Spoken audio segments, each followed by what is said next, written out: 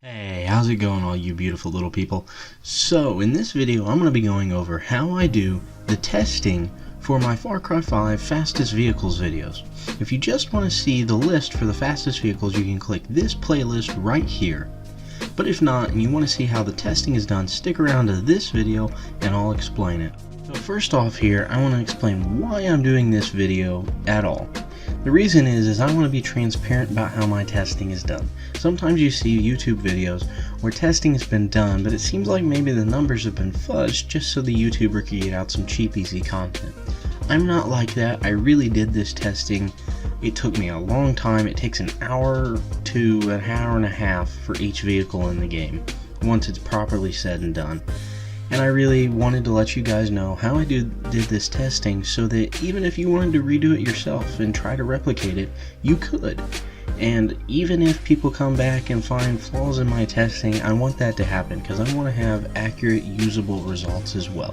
So if you do find something that you think's a little fishy about my testing, or you think I did something wrong and you got different results, please come to me, tell me that, and I'll look into it, and I'll even talk with you, try to figure out what it was that maybe went wrong, and if that is something wrong that's major, I'll put out a video explaining what it is, what's wrong, and correcting whatever it may be, and however much it may be. So that's really why I want to do this, is just to let you guys know what's really going on. So the first step here in starting off this testing is to pick a course that is a repeatable course that all cars can do. And I found that course in the middle of the Holland Valley, starting in Falls End. Out of Falls End, we travel north on our first straight road, one of three that we come around, with turns that allow for full throttle cornering. The reason I picked this part of the course, which is about half the course, is so that cars that have a high top speed that are faster than others in a straight line would be able to take advantage of it right here and pull away from the cars that are not as fast in a straight line. But most of the time, those straight line fast cars get hindered once we get around to the second half of the course, which starts with a very tight technical hairpin turn. The second half of the course is a lot more technical, a lot more turns, and a lot rougher road. After that hairpin, we travel south, turn again onto a very curvy road, which is the rough part of the course. The rough part of the course here allows cars that have better suspension to come ahead. The cars with stiff, hard to control suspension do lose time on this part, as it's harder to keep them going in the direction you want them to go, meaning you're steering quite a lot to keep them going straight. After we come off to that rough road, we come into a nice gentle curve which brings us back into Falls End, where we turn and we cross the finish line at full throttle, and that's the time we have.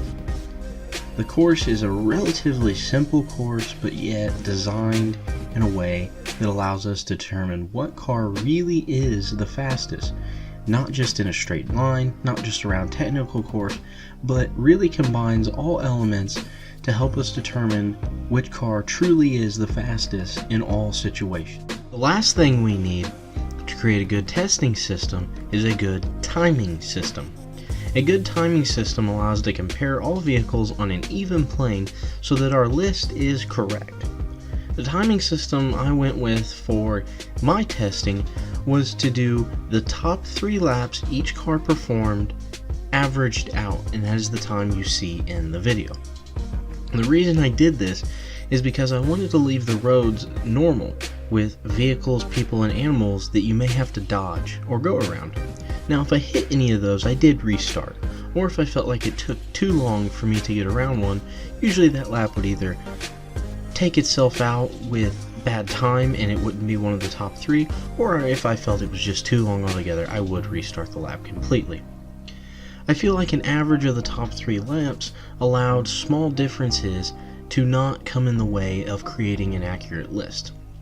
And this is one of the things that leads to me believing that my testing system is accurate within half a second, meaning that if 10th and 11th place were within half a second of each other, their positions could actually be switched in the right circumstances.